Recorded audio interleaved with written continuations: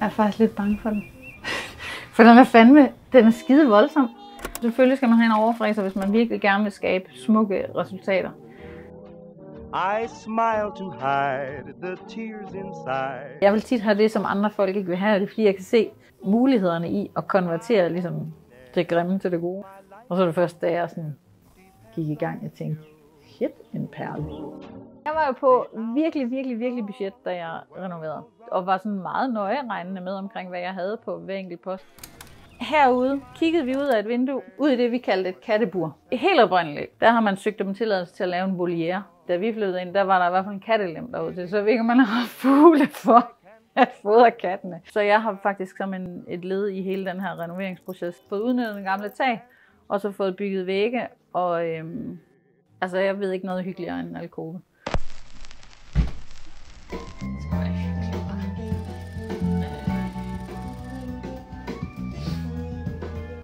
Lang smal gang.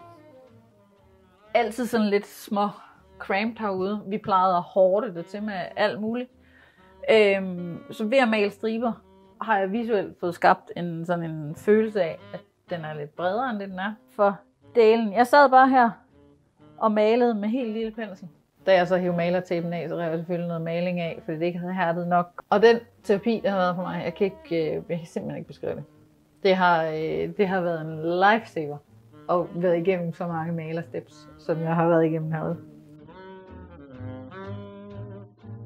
De ord, der går igen, når de skriver til mig, det er, at det er så personligt. Og har ligesom forsøgt at gøre noget, som alle kan kunne føle sig rart i. Og så kan de mærke, hvor meget kærlighed, der ligger i det. Det skriver de alle sammen. Jeg ruller faktisk sjældent gardinet for deroppe. Jeg synes, det er så hyggeligt at ligge både her på regn, men også vågne af fuglekvider og få en fornemmelse af, om solen skinner eller om det går vejr. Det er virkelig dejligt. Wham! Bordpladen, det er faktisk bare en birkekrydsfiner, som vi har hentet hjem fra Silvan. Lige skåret til i bredden heldigvis, for det var det, vores bil kunne bære. Og så lå jeg simpelthen om i bagagerummet ovenpå den, fordi vi havde hverken tov med, eller vi har ingen anhænger.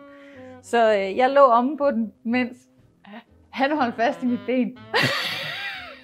Og så kørte vi hjem. Jeg føler jo, at jeg har fået skabt et luftigt hus, som samtidig er så fuld af sanselighed, at du på en måde bliver omfavnet.